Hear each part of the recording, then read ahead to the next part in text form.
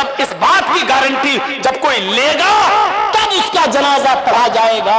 آپ سمجھ رہے ہیں کتنا بڑا معاملہ ہے یہ بندوں کا معاملہ۔ ایک آدمی مر گیا، دنیا سے چلا گیا، اس کے ساتھ اس کی نیکیوں کا دروازہ بھی بند ہو گیا، لیکن اس کے باوجود میرے بھائی اس کا جنازہ پڑھانے سے پہلے پوچھا جائے گا۔ یاد رکھیے گا، قرآن و حدیث پڑھیے آپ، قرآن و حدیث پھر سن لیجئے۔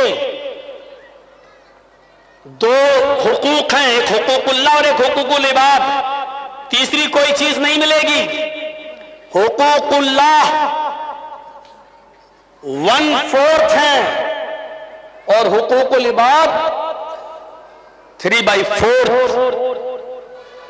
1/4 حقوق اللہ ہے اور 3/4 حقوق العباد ہیں۔ حقوق اللہ 1/4 ہے، صرف چوتھائی۔ اسلام کے اندر دو ہی حقوق ہیں، حقوق اللہ اور حقوق العباد۔ اللہ کا حق صرف چوتھائی ہے اور 3 حصے بندوں سے جڑے ہوئے ہیں، بندوں سے۔ اس کا مطلب سمجھ رہے ہو؟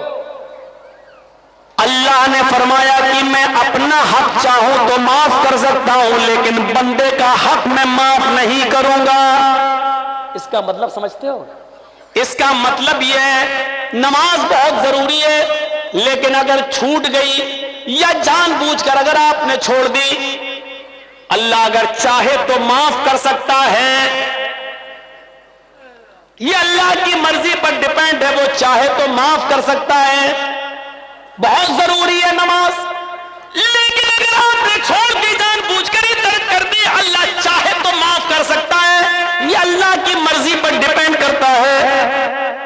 لیکن اگر آپ نے اپنے کسی مسلمان بھائی کی یا کسی غیر مسلم ہی کی، ہندو ہی کی یا عیسائی کی یا کرسچن کی یا یہودی کی، اگر ایک بالشت اتنی ایک بالشت زمین پر اگر قبضہ کر لیا ہے اور اس کو اپنی زمین میں شامل کر لیا ہے، ایک بالشت زمین پر قبضہ کر کے اپنے مکان میں شامل کر لیا ہے، تو اللہ قیامت کے دن اس کو معاف نہیں کرے گا۔ سمجھ رہے ہیں؟ نماز ایک بار معاف کر دے گا، یہ میرا حق ہے، میں چاہوں تو معاف کر سکتا ہوں، چاہوں تو نہ کروں۔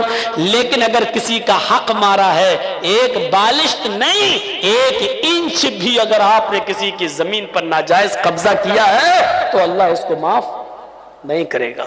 نماز آپ نے چھوڑی تو اللہ معاف کر سکتا ہے، لیکن اگر آپ نے کسی کو ماں کی گالی دی، بہن کی گالی دی، یہ کبیرہ گناہ ہے، اس کو اللہ معاف نہیں کرے گا قیامت کے دن، جب تک کہ دنیا میں آپ کو آپ کے بھائی نے معاف نہ کیا ہو تو۔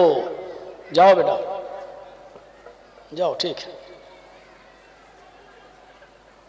یہ ہے سمجھانے کا اثر، سامنے ہی بیٹھ کر اور پہلی صف میں۔ اس کو کہتے ہیں چوری اور اوپر سے سینہ زوری۔ تم جیسے 360 مولوی روزانہ آئے، ہم ان کی نہیں مانے، تمہاری کیا مانیں گے؟ تم تو کل کے لونڈے ہو مولانا۔ یہ ہے ہمارا حال۔ سسٹم دیکھیے آپ، سسٹم۔ تو سن رہے ہیں، اس کو اللہ معاف نہیں کرے گا۔ اس لیے حقوق العباد کا خیال رکھیے، ظلم اللہ کبھی معاف نہیں کرتا اگر آپ نے کسی پر کیا، جب تک کہ وہ معاف نہ کرے۔ حاجی جب حج کے میدان میں ہوتا ہے اور آسمان سے ایک فرشتہ حج کے دن 9 تاریخ کو عرفہ کے میدان میں آ کر کہتا ہے، اے حاجیو، اپنے گناہوں کی معافی مانگنے والوں، اپنے گناہوں سے توبہ کرنے والوں، جاؤ، آج اللہ نے تمہیں گناہوں سے پاک و صاف کر دیا ہے۔ آج تم گناہوں سے ایسے ہی پاک ہو جیسے دھوبی کی بھٹی میں کپڑے کا میل کچیل صاف ہو جاتا ہے، جیسے کوئی بچہ اپنی ماں کے پیٹ سے پیدا ہونے کے بعد گناہوں سے پاک و صاف ہوتا ہے، جیسے وہ گناہوں سے بالکل پاک و صاف ہوتا ہے، ایسی اللہ نے تمہارے سارے گناہوں کو مٹا دیا، سارے گناہوں کو اس سے تمہیں پاک کر دیا۔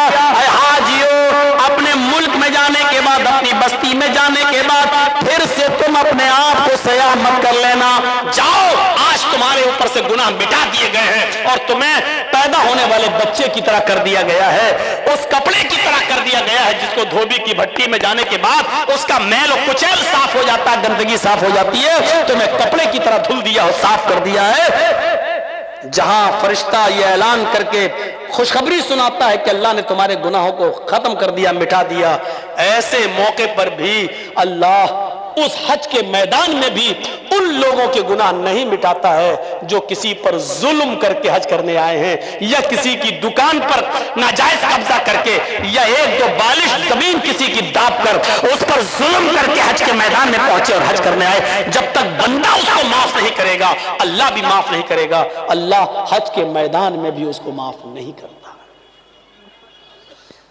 اپنا حق معاف کر سکتا ہے اللہ، لیکن اگر آپ نے اللہ کے بندے کا حق مارا ہے تو جرجی صاحب اپنا حق معاف کر سکتے ہیں۔ اس آدمی کی اگر آپ نے زمین دابی ہے یا اس پر ظلم کیا ہے تو اس کا ظلم ہم تھوڑی معاف کر دیں گے۔ آپ نے ظلم اس کے اوپر کیا ہے، یہ اس کا حق ہے، وہ چاہے تو معاف کرے چاہے تو نہ کرے۔ جرجی صاحب اپنا حق معاف کر سکتے ہیں، دوسرے کا نہیں۔ اللہ کہتا کہ میں اپنا حق چاہوں تو معاف کر سکتا ہوں، لیکن میرے بندے کا مارا ہے تو جب تک بندہ معاف نہیں کرے گا ہم معاف نہیں کریں گے۔ دنیا میں معاملے صاف کریے، دنیا میں معاملے صاف کریے۔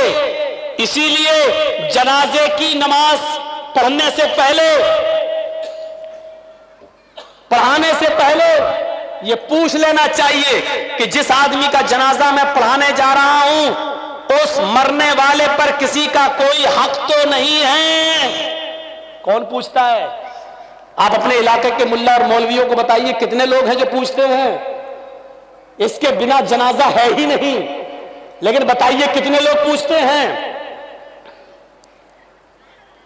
کتنی بستیوں میں جاتا ہوں، جنازہ سامنے کھڑا، پڑھا دیا، اللہ اکبر، ہو گئی نماز، پڑھا دی گئی، اٹھایا جنازہ، چلا گیا۔ لیکن جنازہ پڑھانے والے کی ذمہ داری ہے کہ میت کا جنازہ پڑھانے سے پہلے اس کے رشتہ داروں کو سامنے لا کر، اس کے بیٹے، اس کی اولاد کو سامنے لا کر پوچھے کہ مرنے والے پر کسی کا کوئی حق تو نہیں ہے، اور جنازے میں صفیں لگ جائیں تو پوری پبلک سے پوچھا جائے کیا مرنے والے کا کسی کے اوپر کوئی قرض تو نہیں تھا۔ اگر ایک بھی آدمی کھڑا ہو کر یہ کہہ دے کہ مرنے والا میرا قرضدار تھا، مرنے سے پہلے اس نے قرضہ لیا تھا، قرضہ دیے بغیر مر گیا، تو پھر اس کے اوپر جنازہ نہیں پڑھا جائے گا۔ سن رہے ہیں آپ؟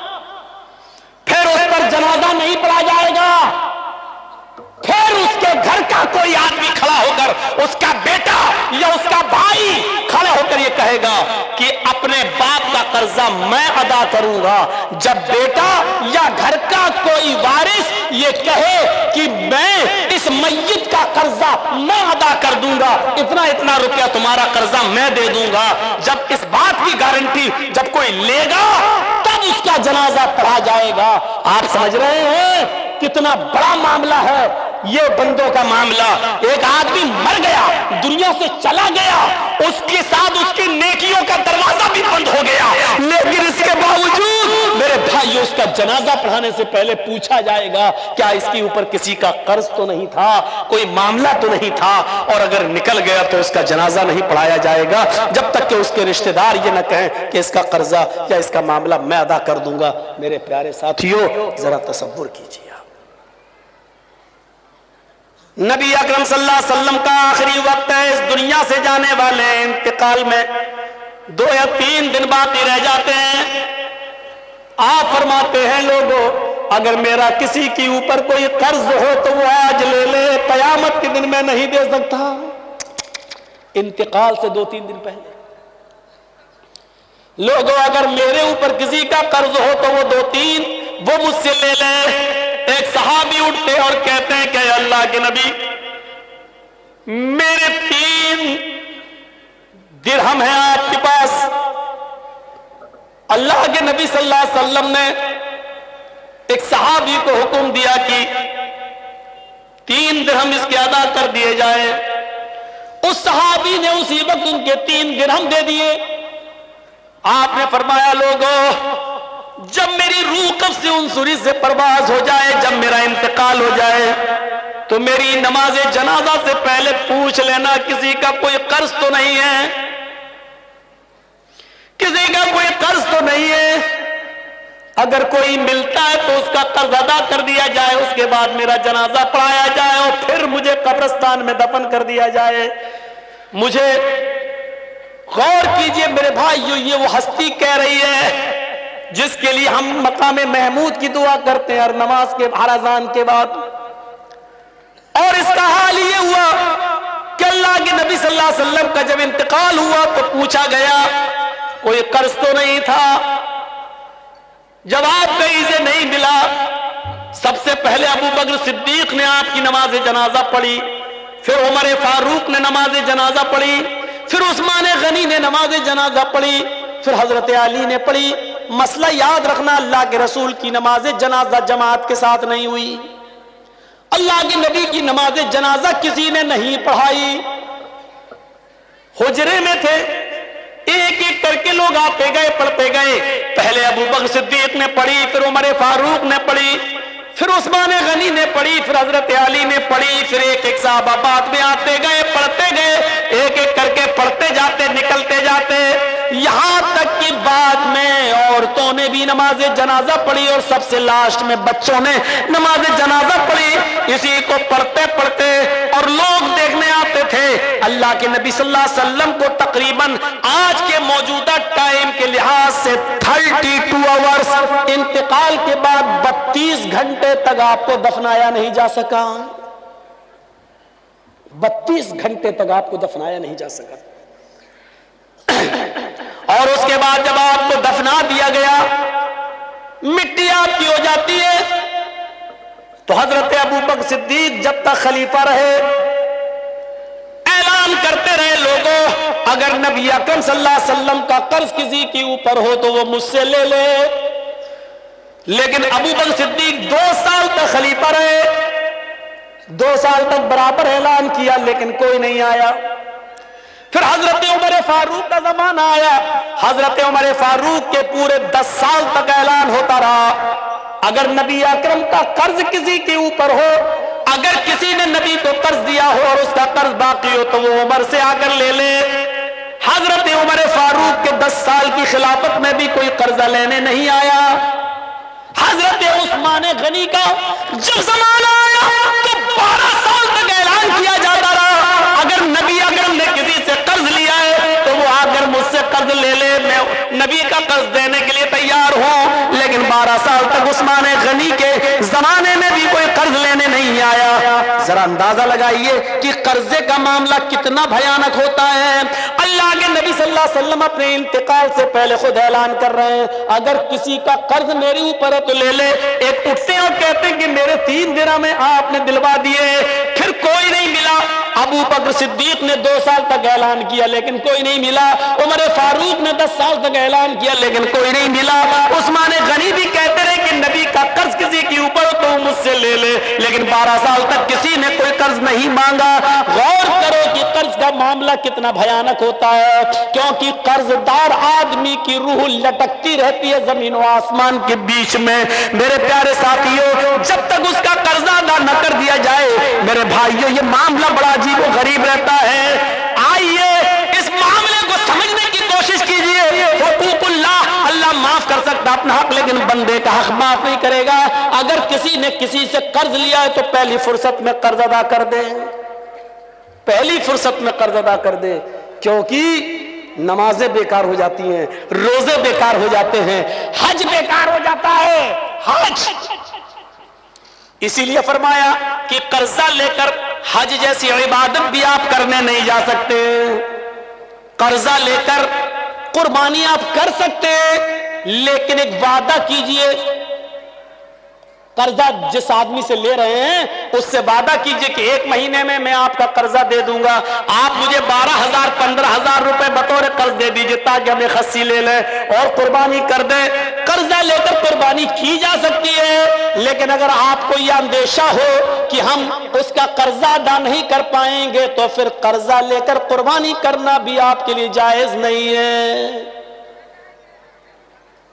اگر آپ کو یقین ہے کہ قرضہ ہم دے سکتے تو 1 مہینہ 2 مہینے کی اجازت لے کر قرضہ لے سکتے ہیں، لیکن قرضہ لے کر حج کرنے نہیں جا سکتے کیونکہ قرضدار پر حج ہے ہی نہیں، قرضدار پر حج نہیں، حج تو اس پر فرض